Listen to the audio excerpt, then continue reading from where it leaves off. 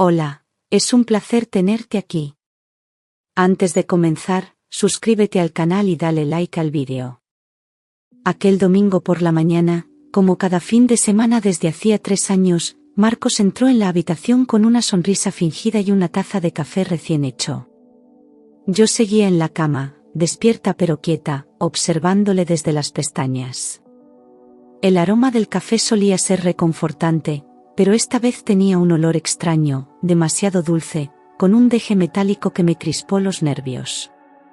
Fingí estirarme mientras él colocaba la taza en mi mesilla y me decía con voz melosa: «Vamos, cariño, que el día promete». Me incorporé lentamente, mirando la bebida con sospecha.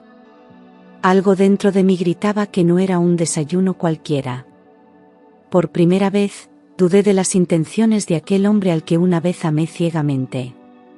El ambiente de la casa estaba en silencio, demasiado silencioso, solo interrumpido por el sonido lejano de la radio en la cocina, donde Magdalena, su madre, solía merodear desde temprano.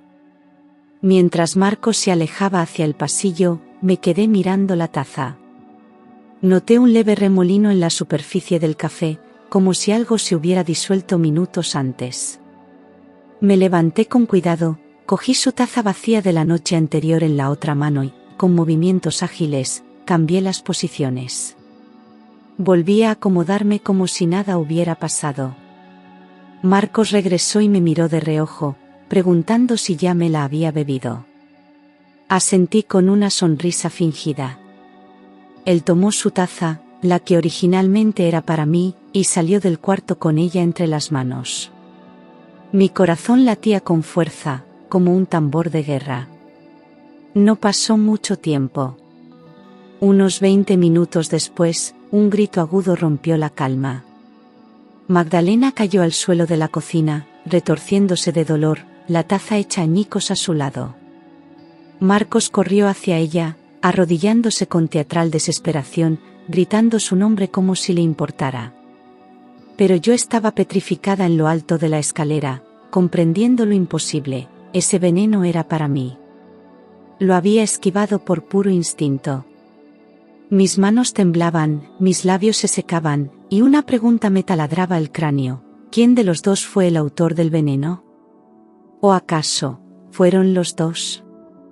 Lo único claro era que había salvado mi vida por segundos. Y eso, en este juego retorcido, lo cambiaba todo. Mientras Marcos se giraba para hablar con su madre, fingí que daba un sorbo al café, manteniendo el vaso cerca de los labios sin dejar que una gota tocara mi lengua. En un movimiento casi imperceptible, cambié las tazas mientras él rebuscaba en el cajón de los medicamentos, supuestamente buscando algo para el dolor de cabeza de Magdalena. Ella entró en la cocina y, como de costumbre, cogió mi taza sin preguntar. Era su rutina: si no lo bebes tú, lo aprovecho yo, decía siempre. Marcos no pareció inmutarse, solo observó cómo ella se servía otro poco sin saber que había tomado lo que él preparó para mí. Me limité a fingir indiferencia mientras mi mente se debatía entre el miedo y la necesidad de respuestas. En ese momento, ni siquiera imaginaba que estaba presenciando el primer error de su plan. Uno que le costaría caro. Pasaron unos minutos. Magdalena bebió con tranquilidad mientras revisaba el móvil y murmuraba algo sobre una vecina cotilla. Yo me quedé en silencio, observando cada gesto, cada trago, cada segundo. De pronto, sus ojos se abrieron con sorpresa y dejó caer el vaso al suelo, cubriéndose el abdomen con las 2 manos. Se tambaleó y emitió un gemido profundo, como si algo ardiera por dentro. Marcos soltó lo que tenía en las manos y corrió hacia ella, fingiendo alarma, preguntando qué pasaba, sin atreverse a mirarme. Yo no dije nada, ni me moví. Mi cuerpo estaba paralizado, pero no por el miedo, sino por la confirmación brutal de que la muerte había estado destinada a mí. Magdalena se llevó las manos al cuello, sin aire, con espuma en los labios. Y ahí supe que ya no había marcha atrás. Magdalena cayó al suelo convulsionando, sus piernas golpeaban los muebles, y su cabeza rebotaba con violencia sobre las baldosas frías. Marcos gritaba su nombre, sujetándola por los hombros, con lágrimas falsas corriéndole por la cara. Yo lo miraba desde la puerta del salón, con una calma aparente, pero por dentro era un torbellino de emociones. Mi respiración estaba contenida, mis manos apretadas. Sabía que el veneno era para mí. Lo sabía con una certeza que dolía más que el propio intento de asesinato. Solo pensaba en cómo lo había descubierto a tiempo, en cómo el azar, o quizás algo más poderoso, me había salvado. El sonido de la ambulancia rompió el silencio sepulcral de la casa. Los sanitarios entraron corriendo mientras Marcos fingía estar en shock, repitiendo que no entendía nada, que su madre se había desmayado de repente. Yo no dije palabra. Observaba, analizaba, registraba cada gesto, cada frase, como si fuera parte de un informe. Me hicieron preguntas, asentí, negué, sin ofrecer demasiados detalles. No quería parecer acusadora, aún no tenía pruebas. Pero en el fondo de mi alma, el juicio ya había comenzado. Y la primera sentencia estaba clara, no se trataba de un accidente. Se trataba de un crimen. De uno que debía demostrar antes de que intentaran de nuevo acabar conmigo. En el hospital, los médicos no tardaron en confirmar lo que yo ya sospechaba: Magdalena había ingerido cianuro. Su organismo reaccionó violentamente, pero lograron estabilizarla antes de que fuera demasiado tarde. Nadie entendía cómo esa sustancia había llegado a su sistema, y mucho menos en qué momento. Marcos se mostró confundido, insistiendo en que no había nada raro en la cocina, que quizás fue una intoxicación alimentaria. Pero su voz temblaba más de lo que quería admitir. Yo, en cambio, mantenía una expresión neutra, casi fría. No podía confiar en nadie. Aún no tenía pruebas. Solo intuiciones, recuerdos fragmentados y una taza rota como única testigo. Cuando los médicos me preguntaron si podía haber algún conflicto familiar, respondí con cautela. No quería ponerme en la mira antes de tiempo. Agradecí la atención, pedí estar sola unos minutos y me encerré en el baño del hospital. Me miré en el espejo y me obligué a no llorar. Tenía que ser fuerte, pensar con claridad, y sobre todo, seguir viva. Porque si lo habían intentado una vez, lo volverían a intentar. Y la próxima vez, podrían tener más cuidado. En ese momento, juré que no me quedarían dudas, que descubriría la verdad, y que nadie, absolutamente nadie, volvería a jugar con mi vida sin pagar las consecuencias. Aquella noche, mientras esperaba en el pasillo del hospital, recordé el momento exacto en que todo empezó a cambiar.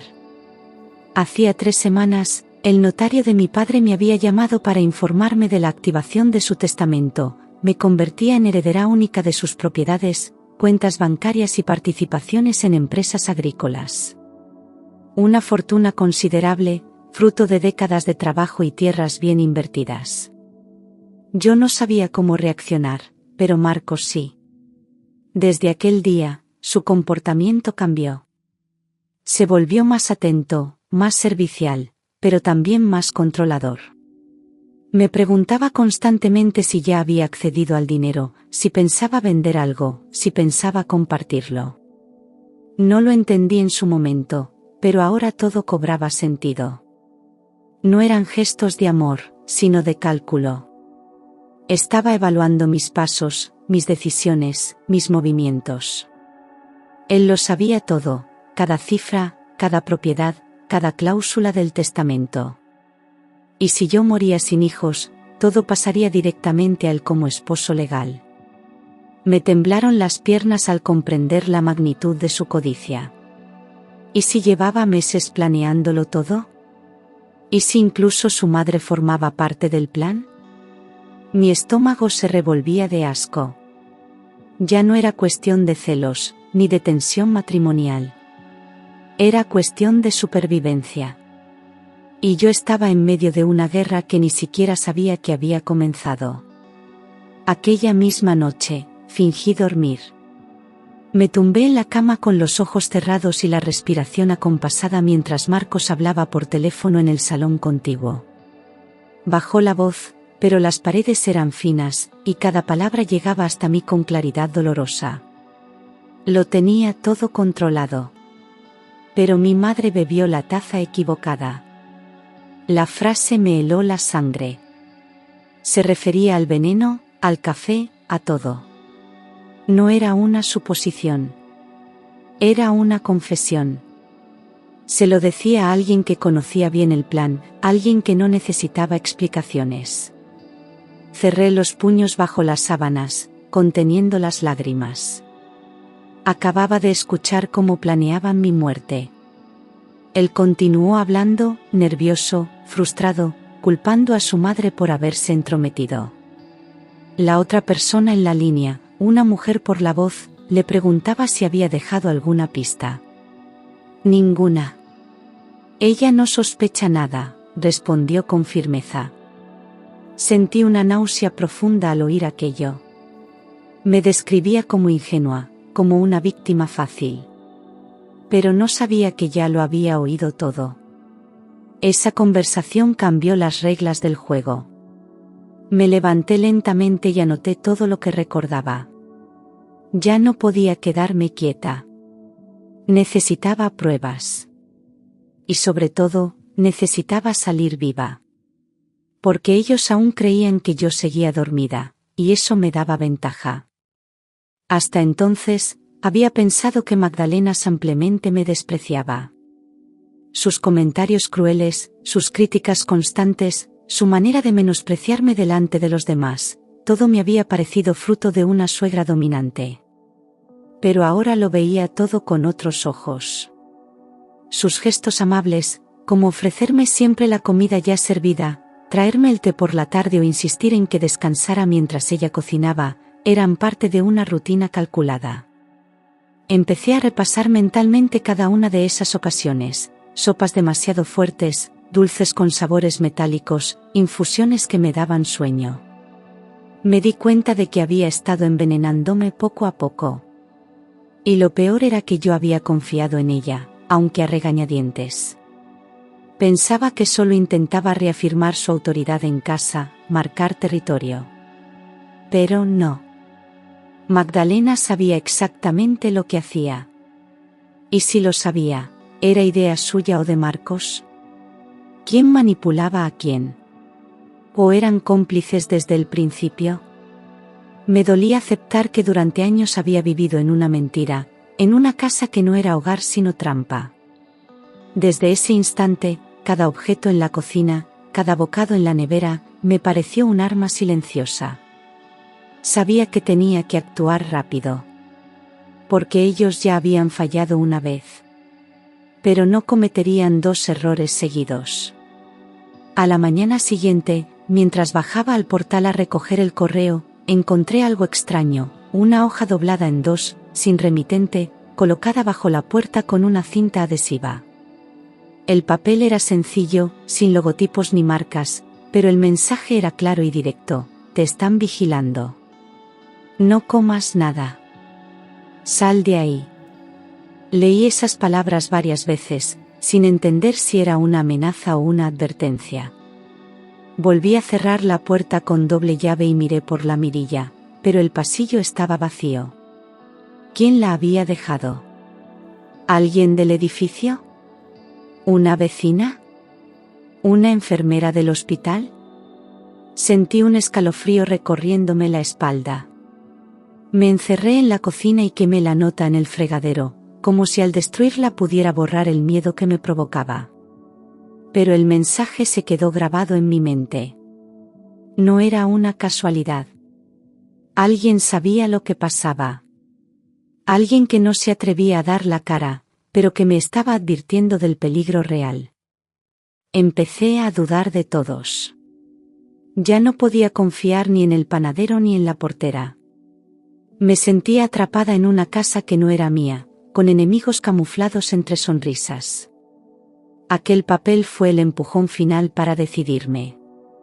Ya no podía esperar. Necesitaba ayuda. Y la iba a conseguir, fuera como fuera. Horas después, mientras atendía a un paciente en la clínica veterinaria donde trabajaba, un hombre alto, de expresión serena pero mirada incisiva, se presentó como el inspector Ortega. Había recibido un aviso sobre un posible caso de envenenamiento premeditado y quería hablar conmigo en privado. Al principio dudé, no sabía si confiar. Pero algo en su forma de hablar, directa pero empática, me dio seguridad. Le conté parte de lo sucedido, sin mencionar aún la llamada ni la nota. Solo los hechos médicos, los síntomas, las sospechas. Él me escuchó en silencio, sin interrumpirme. Luego me ofreció protección a cambio de colaboración. Acepté sin pensarlo. Ya no podía sola. El inspector me explicó que el hospital había notificado la intoxicación de Magdalena por protocolo, y que el caso estaba oficialmente bajo investigación. Me pidió que no actuara por mi cuenta, que no enfrentara a Marcos sin pruebas, y que bajo ningún concepto comiera nada preparado por él o su madre. Sentí por primera vez que no estaba completamente indefensa. Ortega me entregó un teléfono especial para emergencias y me dijo que lo mantuviera siempre conmigo.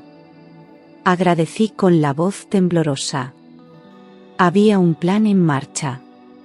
Y esta vez, iba a jugar con inteligencia. Ya no como víctima, sino como testigo clave.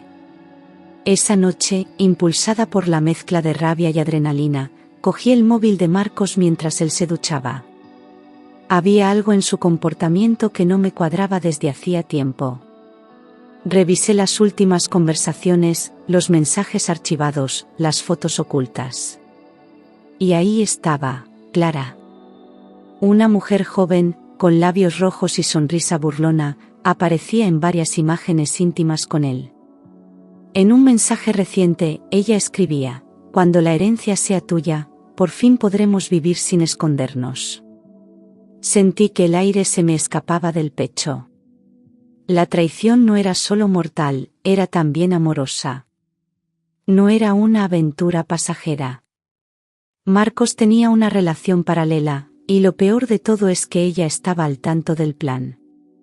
Clara sabía del dinero, del testamento, y deseaba mi desaparición. Leí cada palabra con el estómago encogido. Las promesas, los encuentros, los comentarios crueles sobre mí, todo estaba allí. Ya no se trataba solo de codicia, sino de deseo compartido. Querían construir una vida juntos con los restos de la mía. Cerré el móvil con cuidado, volví a colocarlo donde estaba y me quedé sentada en la cama, temblando. El enemigo no era uno. Eran dos. Y los dos dormían tranquilos mientras yo tejía mi defensa en silencio. No podía dormir. Al día siguiente, esperé a que Marcos saliera y, con el corazón palpitando, volví a revisar su móvil. Encontré más fotos. Clara en mi cocina, con mi delantal. Clara en mi cama, con una bata que claramente era mía. Incluso en una de las imágenes, posaba frente al espejo del baño, con mis cremas de fondo. Aquello ya no era solo adulterio, era invasión, era desprecio. Sentí náuseas, pero me obligué a seguir. Leía los mensajes y notaba cómo cada palabra quitaba un ladrillo más de la fachada de mi matrimonio. Clara no era una desconocida. Había pisado cada rincón de mi hogar. Esa revelación me paralizó. No había límites para ellos. Me preguntaba cuándo había ocurrido todo, si ella venía cuando yo estaba trabajando o si incluso fingían peleas entre ellos para disimular sus encuentros. Revisé el armario. Faltaban prendas. Perfumes. Libretas. Había estado viviendo conmigo sin que yo lo supiera. No era solo una intrusa, era parte del plan. Aquella casa, la misma en la que me sentía segura, se había convertido en escenario de una doble vida construida sobre mi ingenuidad. Me senté en el suelo, con las fotos en el móvil temblando entre mis manos. Y entonces lo decidí, iba a hacer justicia. Con inteligencia. Con pruebas. Y sin piedad. Me quedé horas repasando mentalmente cada comida, cada bebida, cada gesto aparentemente inofensivo. Marcos me había llevado el desayuno durante semanas, insistía en servirme té por las noches, incluso preparaba cenas especiales cuando decía que quería reconquistarme. Recordé una vez en que el vino tenía un sabor amargo y me dolió la cabeza. Otra en la que una sopa me dejó dormida en el sofá sin poder moverme. Nunca lo relacioné con nada grave. Pensaba que era estrés, cansancio. Pero ahora todo tenía sentido. Había estado intentando matarme poco a poco, sin levantar sospechas. Cada intento era más directo, más osado. Había perdido el miedo. Y cuando vio que no funcionaba, decidió usar el café. No sabía si Clara también había participado en esos intentos o si solo era una espectadora complacida. Pero lo cierto es que, durante semanas, había compartido techo con mis verdugos. Y yo, ciega de amor, los había dejado entrar en mi vida sin filtros. Ahora no podía permitirme un solo error más. Necesitaba un plan concreto, con pruebas y protección. Porque si ya habían fallado una vez, lo volverían a intentar. Y la próxima vez, no sería con cianuro. Sería más limpio. Más letal. Más difícil de rastrear. El inspector Ortega, al ver la gravedad del asunto, me presentó a su prima Elena, una abogada penalista especializada en violencia doméstica y crímenes patrimoniales. Nos reunimos en un despacho discreto del centro. Le conté todo, la herencia, el café, las fotos de Clara, las sospechas acumuladas durante semanas. Elena no dudó ni un segundo. Me miró con firmeza y me dijo que no bastaba con sospechas. Necesitaba pruebas grabadas, documentos, audios. Todo lo que pudiera vincular a Marcos y a Clara con un plan deliberado para matarme. Solo así lograríamos que la justicia actuase con contundencia. Me propuso actuar con discreción. Instalar cámaras, grabar conversaciones, documentar cada intento de agresión pasiva. También me advirtió que no aceptara comida ni bebida de ellos, ni siquiera un vaso de agua. Tenía que fingir normalidad, mantener la calma, pero estar alerta cada segundo. Acepté su ayuda sin dudar. Elena fue directa, clara, sin adornos. Y por primera vez, sentí que tenía a alguien de mi lado que no me veía como víctima, sino como una mujer con las agallas suficientes para enfrentarse a dos cobardes. Salí del despacho con la determinación clavada en el pecho. No solo iba a sobrevivir. Iba a ganarles en su propio juego. Elena fue clara, si fallecía sin descendencia, Marcos heredaría todo. Pero si tenía un hijo, el heredero directo sería él. No podía esperar más. Tomé la decisión más inesperada de mi vida, iniciar un proceso de inseminación artificial en secreto. Contacté con una clínica privada en Valencia y me trasladé un fin de semana con la excusa de visitar a una amiga. Firmé los documentos, elegí un donante compatible y comencé el procedimiento. Era arriesgado, pero no tenía otra opción. Si iba a sobrevivir, tenía que asegurar que Marcos no pudiera beneficiarse jamás de mi muerte. Durante semanas, fingí normalidad mientras mi cuerpo cambiaba silenciosamente. Cada pinchazo, cada revisión médica, lo hice con discreción absoluta. Solo Elena y el inspector Ortega sabían la verdad. Marcos seguía intentando acercarse a mí, con gestos tiernos que ahora sabía que eran puro teatro. Yo respondía con sonrisas falsas, esperando el momento adecuado para actuar. Sentía miedo, sí, pero también un extraño poder creciendo dentro de mí. No solo era una estrategia legal. Era una vida. Un escudo. Y aunque aún no sabía si el embarazo funcionaría, había dado el primer paso para torcer el destino que me habían impuesto. Una mañana, Tras confirmar que estaba embarazada, decidí dar la noticia. Preparé el desayuno y lo esperé sentada en la terraza. Cuando Marcos entró, le miré a los ojos y dije sin rodeos: estoy embarazada. Vi cómo su rostro se desfiguraba durante una fracción de segundo antes de forzar una sonrisa. Me abrazó, me felicitó, dijo que era la mejor noticia del mundo. Pero su cuerpo se tensó, sus manos sudaban. Lo supe de inmediato, no estaba feliz. Estaba nervioso. Aquello arruinaba sus planes. Ya no era solo una esposa. Era madre de un heredero legítimo. Esa misma noche, como si no pudiera contener la presión, lo escuché hablar con Clara por teléfono desde el balcón. No sabía que yo había dejado el móvil grabando bajo el cojín del sofá.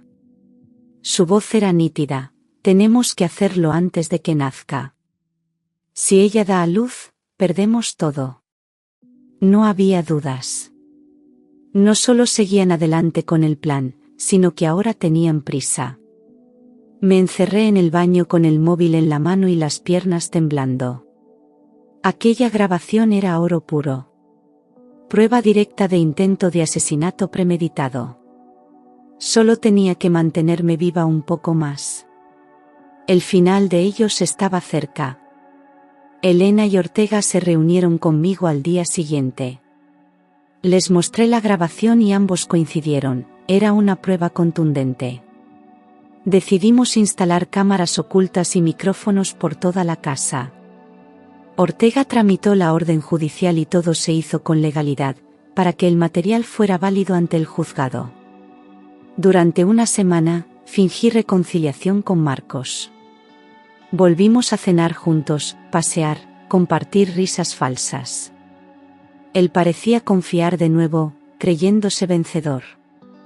Pero cada palabra suya, cada mirada a Clara por videollamada, estaba siendo grabada. Yo jugaba el papel de esposa arrepentida, pero en realidad era la mujer que iba a hundirlos. Los micrófonos captaron conversaciones donde hablaban de sustancias, de transferencias de dinero, de accidentes simulados. Clara llegó a decir: un empujón por las escaleras y listo. Cada frase quedaba archivada, protegida, duplicada por seguridad. Yo llevaba un botón falso en la chaqueta con una microcámara que registraba todo lo que pudiera decir Marcos. Elena revisaba los archivos diariamente, buscando lagunas legales. Ortega ya tenía suficiente para abrir una causa formal. Pero queríamos algo más grande, una confesión definitiva. Y para eso, íbamos a preparar una trampa. La más dulce, la más elegante, y la más letal para sus mentiras. Una mañana fingí un mareo en el pasillo. Me dejé caer lentamente, sin golpearme, lo suficiente para parecer vulnerable. Marcos no estaba en casa, y tal como imaginaba, Clara apareció a los pocos minutos, avisada por él. Llegó con una bolsa de compras, fingiendo preocupación, pero sus ojos lo decían todo. Me ayudó a sentarme en el sofá, puso un cojín tras mi espalda y me ofreció un zumo. Fingí beber. Mientras tanto, una de las cámaras ocultas, instalada en la lámpara del salón, captaba cada gesto. Clara sonreía, pero su voz temblaba ligeramente. Sabía que el tiempo corría en su contra. Al ir al baño, dejó la puerta entreabierta y, sin saber que había un micrófono instalado en el enchufe, murmuró: ya falta poco. Esta vez no fallaremos. Grabé cada palabra, y esa misma noche, Elena y Ortega analizaron el audio. Clara había bajado la guardia. Sentía que yo ya no era una amenaza, y ese exceso de confianza fue su mayor error. A partir de ese momento, quedó vinculada directamente al intento de asesinato. Ortega pidió una orden para seguirla y rastrear sus movimientos. Queríamos atraparla infraganti. Clara se había mostrado, y ahora su destino ya no dependía de mí, sino de la justicia. Con la ayuda de Elena, solicité una cita urgente con notario y modifiqué mi testamento. Decidí dejar toda la herencia directamente a mi hijo, incluso antes de su nacimiento. Incluí cláusulas específicas que excluían a Marcos de cualquier beneficio, incluso en caso de tutela. El testamento fue registrado legalmente, con todos los documentos médicos que acreditaban mi embarazo. También dejé constancia de las amenazas y de la investigación en curso. Elena, como mi abogada, firmó como testigo y custodia del documento. Aquello fue un acto de protección, pero también de poder. Por fin volvía a tomar el control de mi vida. Marcos no supo nada. Seguía creyendo que tenía tiempo. Que si aceleraban el plan, aún podían quedarse con todo. Pero ya no había vuelta atrás. Incluso si me pasaba algo, todo quedaría para mi hijo. La rabia que sentí al firmar el testamento fue extraña, no era tristeza, ni miedo, era decisión. Había estado viviendo en una cárcel de engaños, y ahora, con ese documento, acababa de abrir la puerta. Elena me abrazó al salir del despacho. Me dijo, ya estás más cerca de la libertad que del abismo. Sonreí por primera vez en semanas. No era el final, pero sí el principio del fin para ellos. Planeamos la cena con precisión quirúrgica. Yo fingí una reconciliación. Preparé una mesa elegante, cociné con mis propias manos, serví vino caro y coloqué velas. Marcos llegó primero, sorprendido por la sorpresa. Luego vino Clara, con su perfume barato y su risa forzada. Fingí no saber nada, les hablé con dulzura, como si todo estuviera perdonado. Las cámaras, perfectamente ocultas en marcos, libros y lámparas, captaban cada segundo. Ortega y 2 agentes estaban en una furgoneta negra frente al portal, escuchando en tiempo real. Mi mano temblaba solo un poco, pero mi voz no flaqueó.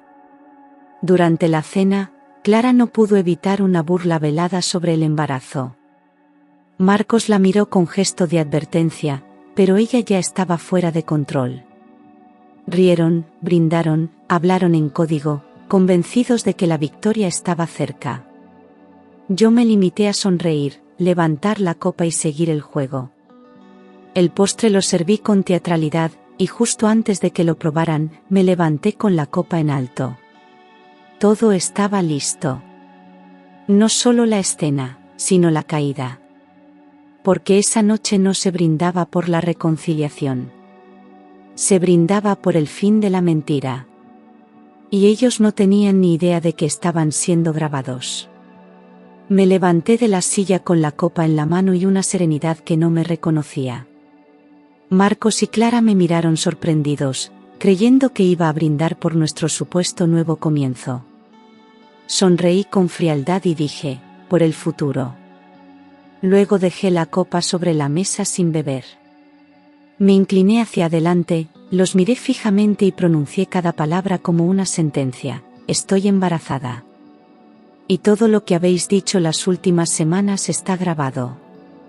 La policía está escuchando. El silencio fue absoluto.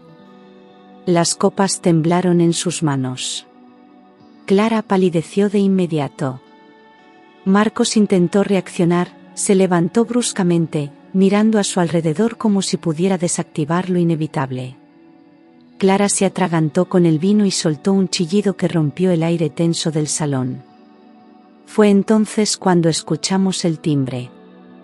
1, 2, 3 veces. Nadie se movió. Yo respiré hondo y me dirigí a la puerta.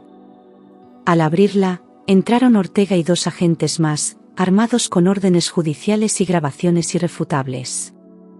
Clara gritó: «Esto es una trampa», y Marcos solo bajó la cabeza. Sabía que había perdido. La verdad, al fin, había tomado la palabra. La policía redujo a Clara en segundos. Se revolvía como una fiera acorralada, insultándome, escupiendo frases incoherentes mientras la esposaban. Marcos, en cambio, no opuso resistencia. Se quedó de pie, con las manos a los lados, resignado, sin decir una sola palabra. Ortega le leyó sus derechos mientras Clara seguía chillando que todo era mentira, que el embarazo era falso, que yo era una manipuladora. Nadie la escuchaba ya. Todo había sido grabado, todo estaba documentado.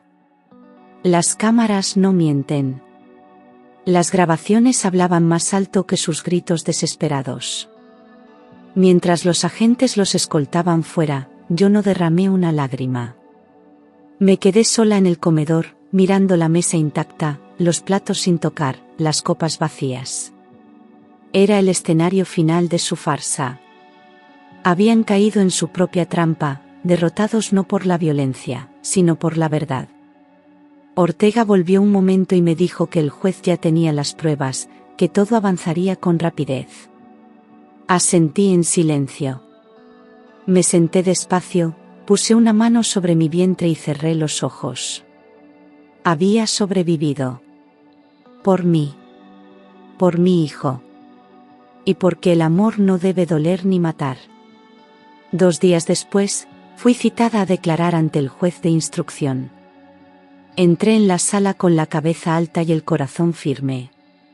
Relaté cada detalle con claridad, el café envenenado, los cambios de actitud, la herencia, las fotos, la otra mujer, las grabaciones. Mostré las pruebas, entregué las transcripciones, validé todo lo dicho con el respaldo de Ortega y Elena. El juez me escuchó con atención, sin interrumpir, y asintió varias veces mientras tomaba notas. No había dudas. Era un caso sólido, con pruebas objetivas y riesgo evidente de reincidencia. Marcos fue puesto en prisión preventiva esa misma tarde, en el centro penitenciario de Soto del Real. Clara, tras pasar la noche en el calabozo, quedó imputada por complicidad e intento de homicidio, con libertad provisional pero control judicial. Salí del juzgado con una mezcla de alivio y cansancio. La guerra legal había comenzado, pero la batalla por mi vida ya la había ganado. Ortega me acompañó hasta el coche y me dijo: «Has hecho historia. Muy pocas se atreven. Tú no solo hablaste, tú venciste». Respiré hondo. Por fin, todo empezaba a tener sentido. 6 meses después del juicio, llegó la sentencia. Marcos fue condenado a 12 años de prisión por tentativa de homicidio con alevosía y agravante de vínculo matrimonial. Clara, aunque intentó mostrarse como víctima, fue declarada culpable de complicidad y encubrimiento, recibiendo una pena de 4 años, aunque cumplía parte en libertad condicional con control judicial. La sala estaba llena, pero yo me senté en la última fila, acompañada por Elena. Escuché el veredicto con los ojos cerrados, apretando las manos sobre mi vientre, que ya mostraba su curva de 6 meses. No hubo celebraciones, ni lágrimas. Solo justicia.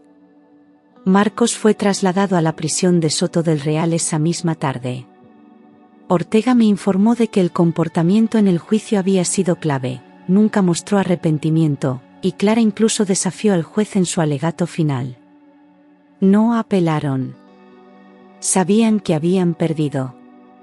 Durante días, la prensa habló del caso, el marido que intentó asesinar a su esposa embarazada por la herencia. Yo no di entrevistas. Solo quería silencio, respirar, cuidar a mi hijo. La justicia había hablado. Pero mi verdadera victoria era otra, seguir viva. Y que ellos nunca más pudieran tocarme. Mateo nació un martes de madrugada, bajo una lluvia suave que golpeaba las ventanas del hospital como un susurro. Fue un parto largo, pero cuando escuché su primer llanto, supe que todo lo demás había valido la pena. Le puse Mateo en honor a mi padre, el hombre que, sin saberlo, había salvado mi vida con aquella herencia. Lo sostuve entre mis brazos con una mezcla de amor y alivio, como si su llegada borrara todo el veneno del pasado. Tenía los ojos tranquilos, grandes, y la piel cálida. Me miraba como si supiera todo lo que habíamos sufrido. No lloré por el dolor. Lloré por la vida. Por la nueva oportunidad. por la promesa que me había hecho a mí misma de que Mateo crecería en paz, lejos del miedo, lejos del veneno. Durante esos primeros días, no dejé que nadie más lo tocara.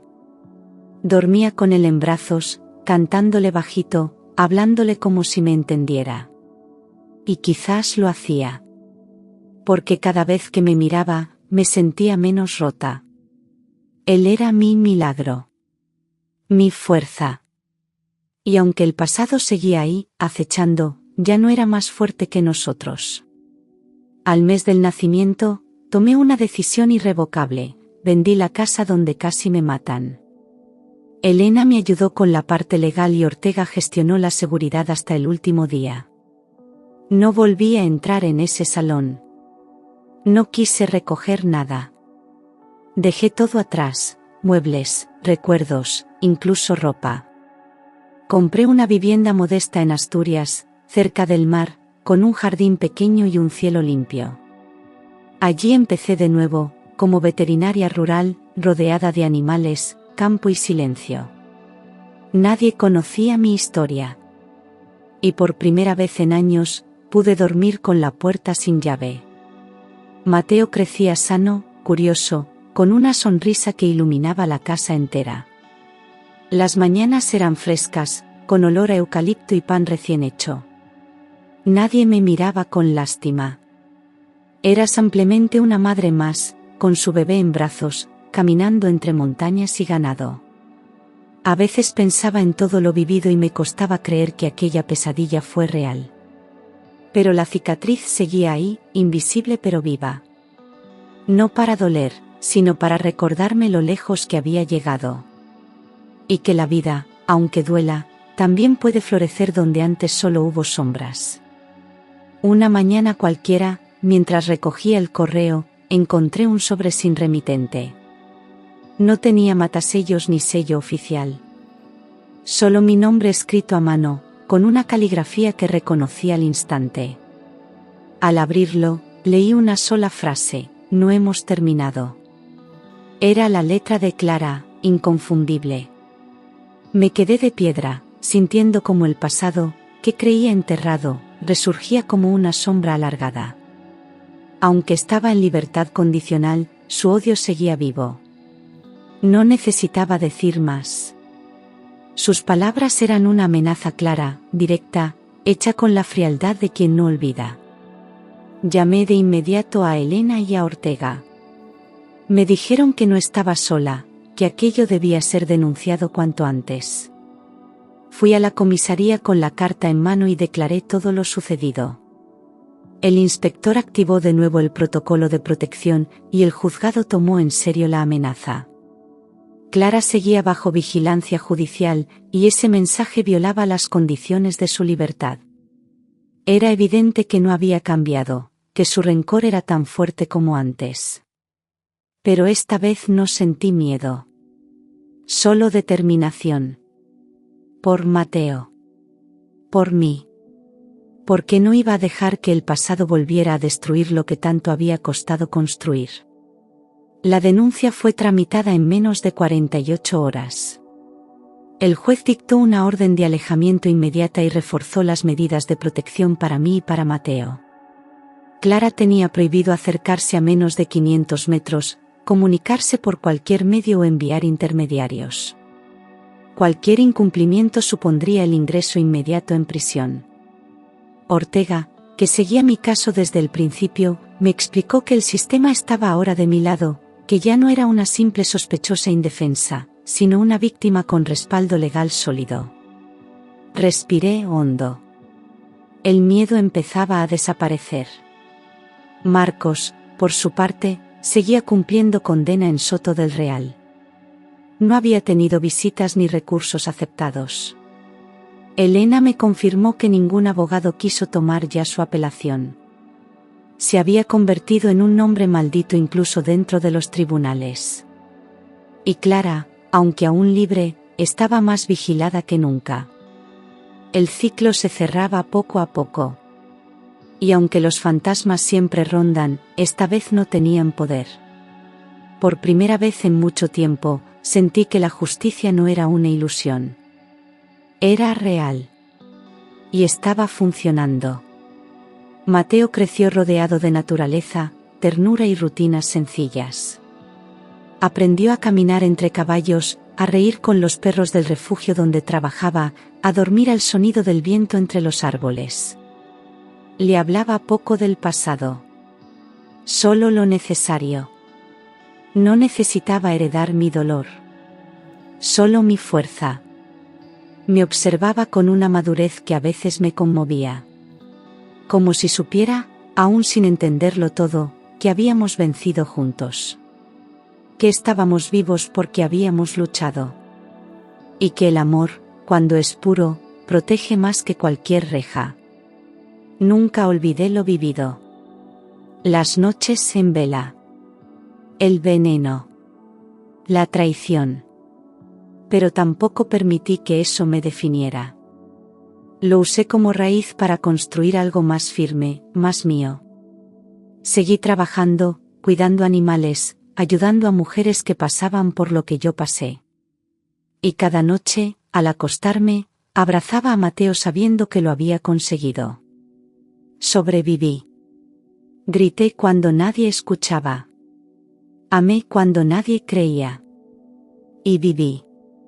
Porque eso, en este mundo lleno de sombras, ya es una victoria.